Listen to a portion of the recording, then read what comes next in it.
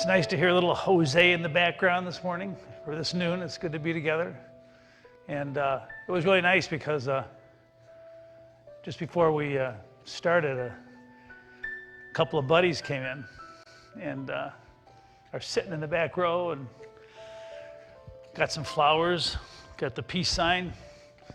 And one of them said, you know, whenever I walk into the sanctuary, I feel like my blood pressure gets lower.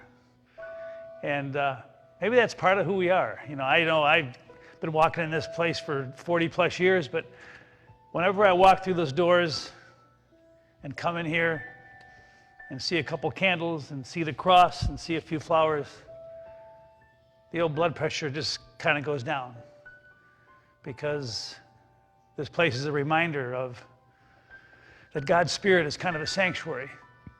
And when we allow God's Spirit to get inside our guts, it gives us the kind of perspective that most of us need every day.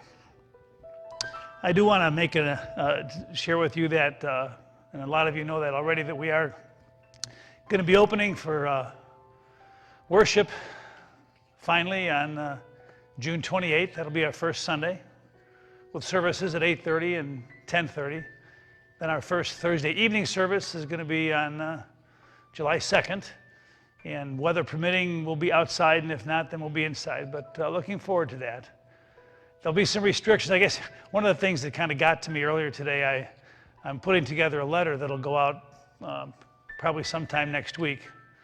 And some of the stuff will go on the website and Facebook, just with the guidelines and the restrictions that we have. And I was writing it, and can't do this, can't do that, can't do this, can't do that. And I got a little sad, because in a can-do world, a lot of the stuff is about what we can't do. And that's been tough on us, hasn't it, for the last 3 months? That you can't go to church, you can't go to your place of business, you can't go to work, you can't do this with your family, you can't be that close. And sometimes when you talk about all the things that you can't do, it wears us down.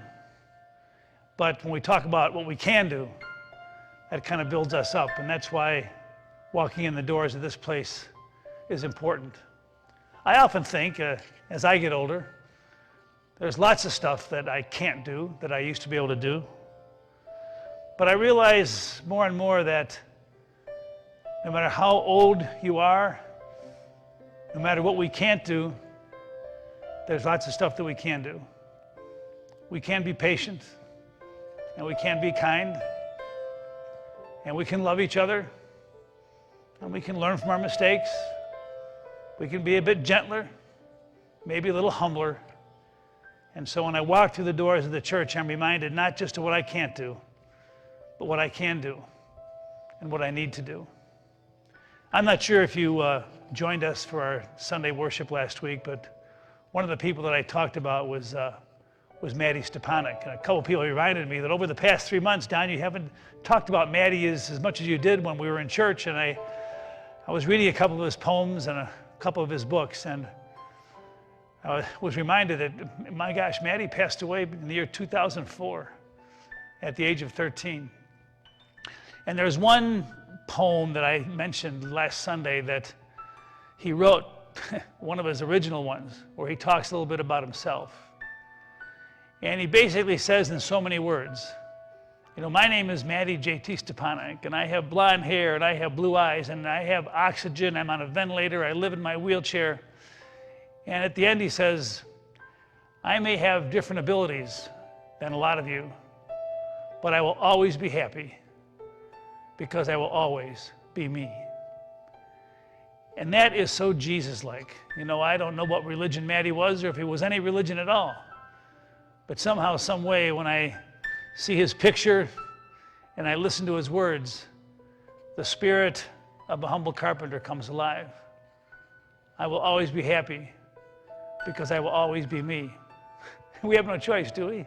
You got to be you, and I got to be me. And it's what we can do and need to do for each other that kind of makes the world go round. Our scripture lesson for today is one that I oftentimes read at a funeral. It's from the book of 2 Timothy, where it says this: I have done my best in the race, I have run the full distance, and I have kept the faith. As I read that today, I realized this is not just about the end of life. Maybe it's about the end of a day. We've had challenging days, and there's more challenging days to come as we still deal with the virus and we trying to deal with some of the injustices that are a part of our world. But I was thinking at the end of today, maybe I'm going to take out this Bible verse and I'm going to say to myself, Don, have you done your best in the race? And Don, have you run the full distance? And Don, have you kept the faith? And I was thinking if I could at least answer yes to 2 or 3 of those, then maybe it's been a good day. I think about that. Have I done my best? Have I run the full distance? And have I kept the faith? That's the challenge every day. We may be tired, we may be weary, and maybe our day hasn't been the easiest. But if we've run that full distance from the beginning of the day to the end and we've kind of kept the faith and given life our best shot, that's what we owe each other. That's what we owe ourselves. And it's people like Maddie that kind of keep that promise alive. I was thinking as we end, I think how Doug and Len have been here every day to help put these little meditations on. And today, Lenny comes in and he has his almost 2-year-old granddaughter with him. And I'm watching him behind the stuff with the camera, and she's sitting on his lap. And I thought to myself, little kids like that, they deserve to grow up in a world of peace and goodness and hope. And we just don't owe it to ourselves, but we owe it to little buttons like her to give life our very best shot. Because if we can run the full distance, then kids like that can grow up and they can run the full distance too. Thanks for listening to my babblings and ramblings. I love being with you, and I look forward to seeing you tomorrow. God bless.